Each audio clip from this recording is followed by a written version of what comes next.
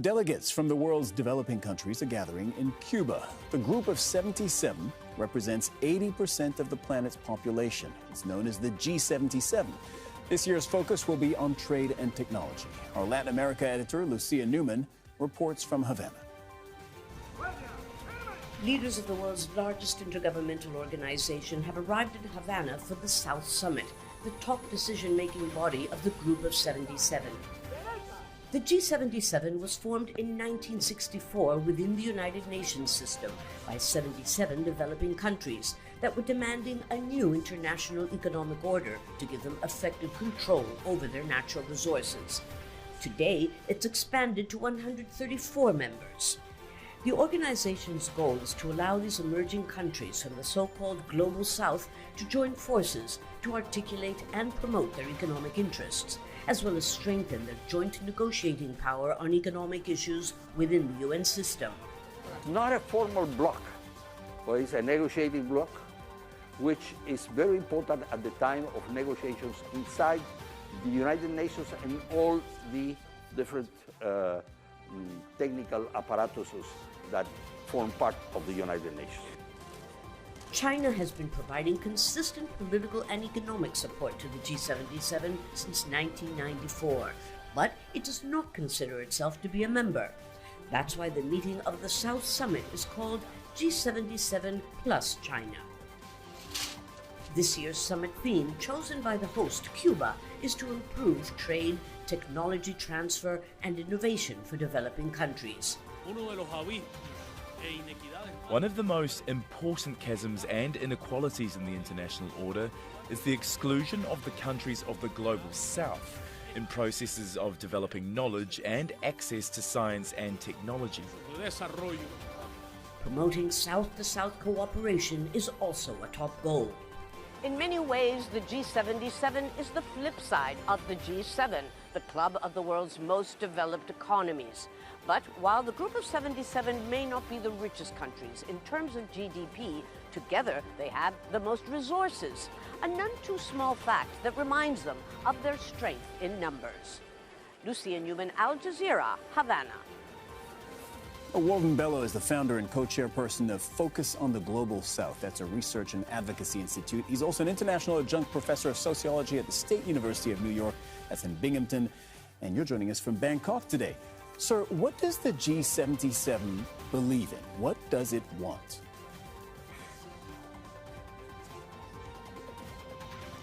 Well, I think that the G77 has always stood for non-alignment in great power conflicts, and also it wants respect in global affairs, and also wants to make sure that its economic development or the economic development of these countries can proceed without hindrance from the big powers. And so the G77 is maybe of limited political power, but basically, symbolically, it represents really what countries in the South are aiming for, which is much faster development as well as non-interference in both their political and economic affairs, particularly from the West. You mentioned non-alignment. That's a concept that arose during the Cold War when the world was being pulled between East and West, between the U.S. and the Soviet Union. Is that still a relevant concept today?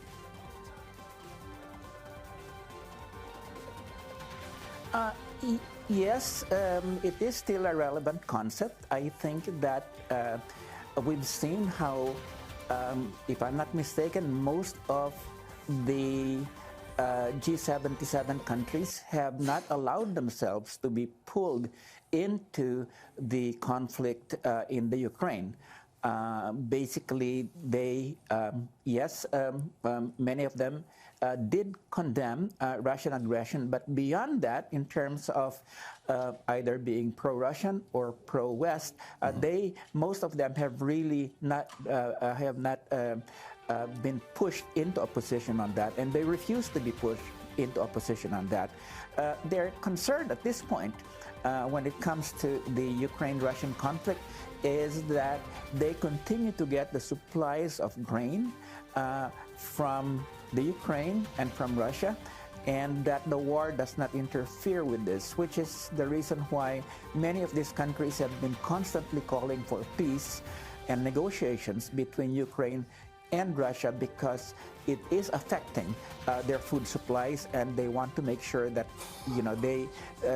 that the supplies continue to go to them without interference, and this is why they've taken quite a neutral position when it comes to the conflict between Ukraine and Russia. All and right. in fact, they have resisted tremendous pressure from the United States and the West to side with Ukraine. Walden Bello, founder and co-chairperson of Focus on the Global South. Thank you for joining us on the program today.